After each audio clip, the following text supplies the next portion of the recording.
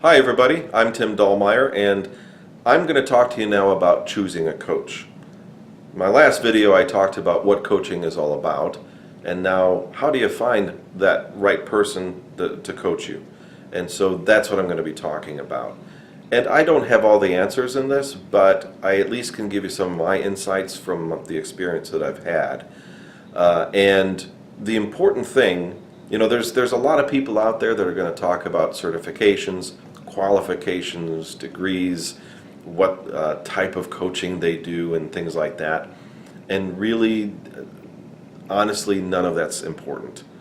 The important thing is that you find the right person for you. And so, how do you find that? Well, I've got a list of things, and I'm just going to go through it, of things to avoid, or people to avoid, coaches to avoid, and then certain things to look for. And I'm going to start with the avoid column because I think it's really important to have an idea of at least certain things to look out for in somebody. Then the very first, the number one thing and type of coach that I would avoid at all costs is a guru. Anybody that calls himself a guru, I'd stay away from him.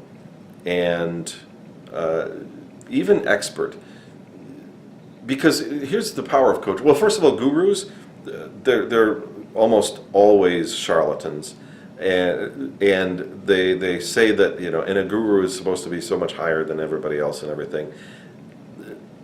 I would avoid that. Personally, I do. I don't like it because a guru has all the answers. Well, what good is that? If somebody has all the answers, then that's not coaching. It's either a consultant, it's a teacher, or it's somebody that's blowing smoke, and you don't want to waste your money on that. So avoid the gurus, because again, if they have all the answers, what good does that do you? The power of coaching is working with you, the client, to help you figure out what you need to do. The power of coaching is working with you, the client, to figure out what self-limiting beliefs, for instance, you might have that you need to overcome. It's not somebody sitting down and saying, okay, well, here's what you do. You need to do this and this and this. So avoid gurus. They're not going to help you. They're not good coaches. Avoid nice guys. And this is something that comes from my own experience because I failed a lot because I was a nice guy with my clients.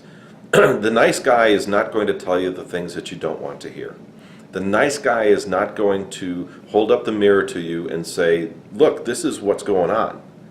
The nice guy is going to try to please you, and typically the reason they're doing that is either they're trying to make a sale, or they're trying to keep you and keep selling to you. And either one of those, that's not coaching. A good coach is willing to walk away and say, you know what, this isn't right for us. And so I would definitely avoid the nice guy. Also, avoid anybody that coaches constantly. I've met them, I've seen them. They don't know when to stop. They're always coaching, whether you want them to or not. First of all, it's annoying, and it's not good in a social situation. Second of all, they're not doing themselves any favors. But third, they're not doing you any favors. If somebody is in a social gathering and they're just constantly coaching, then without you wanting them to, they're actually hurting your chances of finding a good coach, because you're going to be turned off by that. And the time that you find the right coach, you might just say, I don't want that. So avoid somebody that's constantly coaching. Somebody that's fake and insincere, of course, that's the case, but that's very subjective. And the reason I have that on the list is because maybe somebody seems fake and insincere, but they're not. Here's my point, though, and why you want to avoid that in a coach. Because if you perceive that, then you're going to have a hard time, and that coach is going to have a hard time overcoming that perception that you have.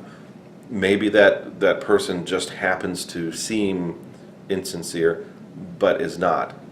I don't know if that makes any sense. But I've met people like that. And after a while, you get to understand, oh, this is just how they are.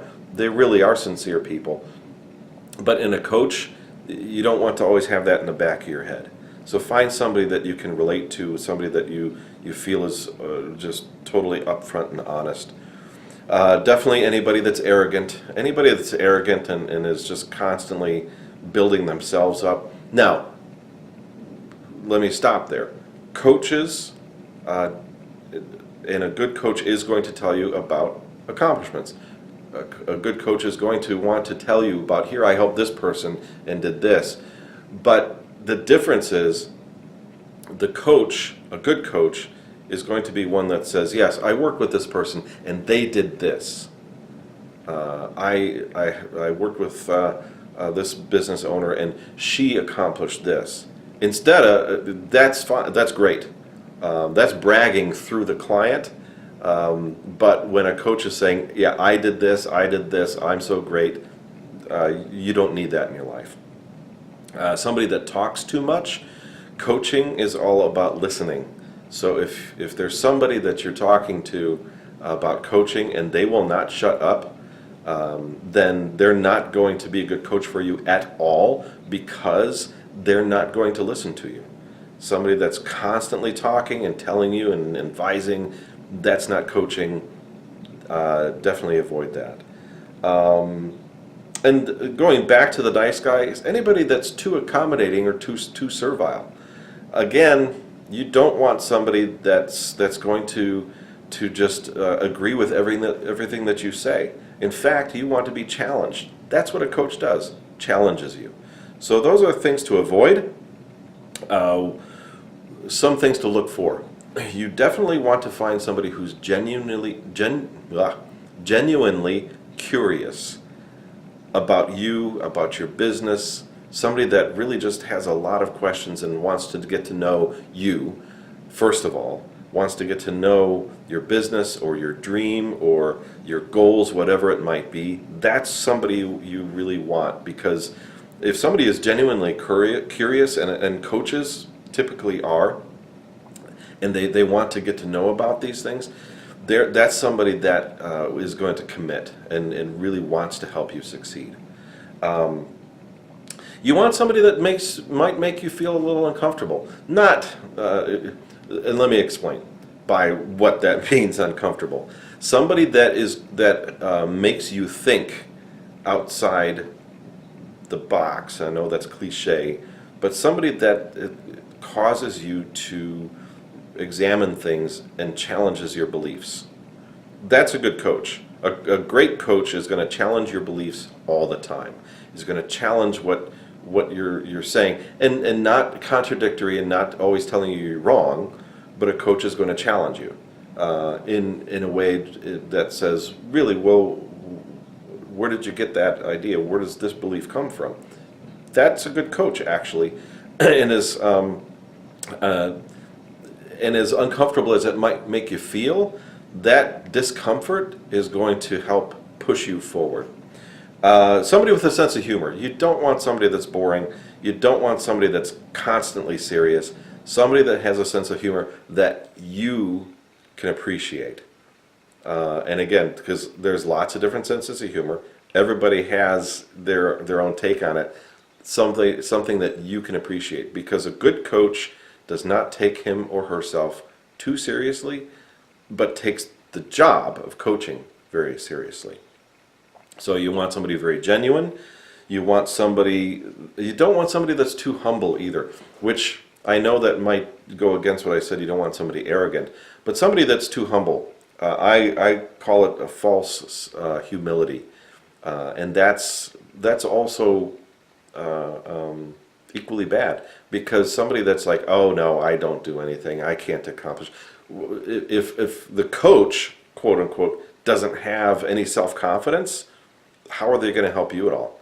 So don't avoid somebody that's overly humble, or this fake humility is really what it is.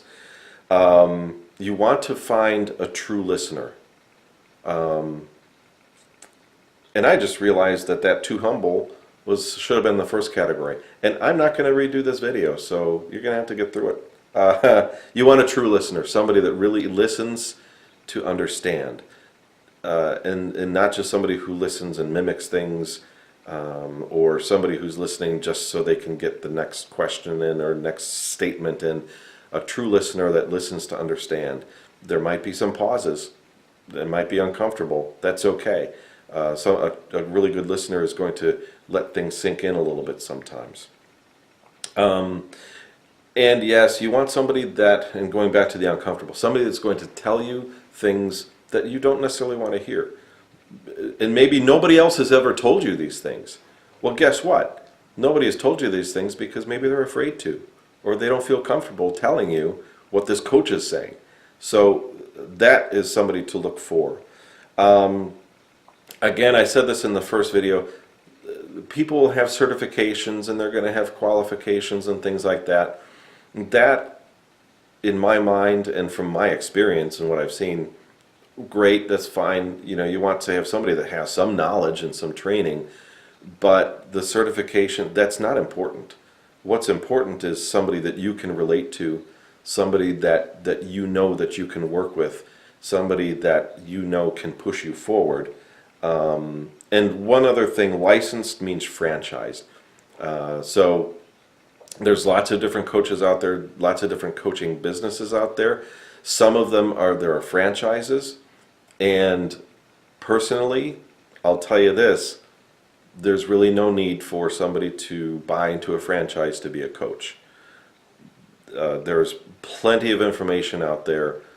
There's lots of programs where somebody can take classes, and be trained and get the learnings that they need and the skills that they need to be a coach.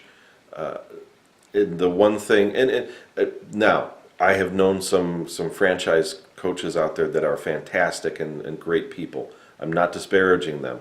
I'm just saying that having a national or international name behind it is not necessary, not important. What is important is somebody that can help you and that you know can. So that's my list of things, or at least hopefully some helpful information on how to choose a coach. If you have any questions or would need more information on coaching, go to my website, yourbiz.coach. That's YOURBIZ.coach. Thanks a lot.